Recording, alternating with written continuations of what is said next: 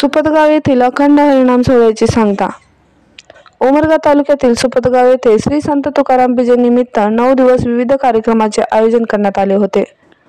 दरवर्षी संत तुकाराम बीजे निमित्त येथे अखंड हरिनाम सोहळ्याचे ज्ञानेश्वरी पारायण, वाचन, विविध महाराजांचे प्रवचने, कीर्तने पार पडले.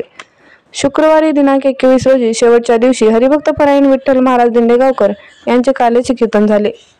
यावेळी दिंडेगावकर महाराजांनी बोलताना म्हणाले की आपली संस्कृती व संस्कार आपण विसरत चाललो असताना वारकरी संप्रदाय ते जतन करीत आहे. देश व धर्म याची माहिती पटवून देत राष्ट्रभावना जोपासत असल्याचे प्रतिपादन हरिभक्त परायण गुरुवर्य विठ्ठल महाराज दिंडेगावकर यांनी येथील काल्याच्या कीर्तनात केले. गावातून नाथसृष्टीनिमित्त नाथ महाराजांची भजनी मंडळांनी पालखी मिरवणूक काढण्यात आली. यावेळी भजनी मंडळ विविध खेळ, पाऊल, भजन करीत उत्साहात भक्तिमय वातावरणात सोहळा पार पडला. यावेळी अबालवृद्धांसह महिलांची संख्या मोठ्या प्रमाणात होती. हा कार्यक्रम यशस्वी पार पडण्यासाठी हनुमान भजनी मंडळ, देवस्थान कमिटी, युवकांनी परिश्रम घेतले.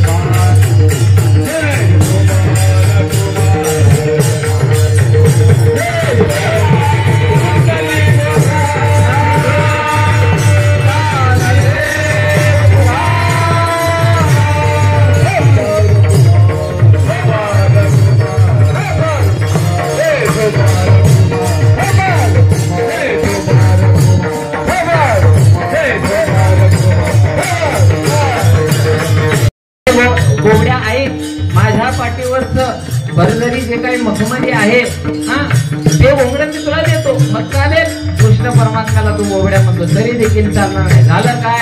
ऐक अजून एक कारण. असंच एकदा यमुनेच्या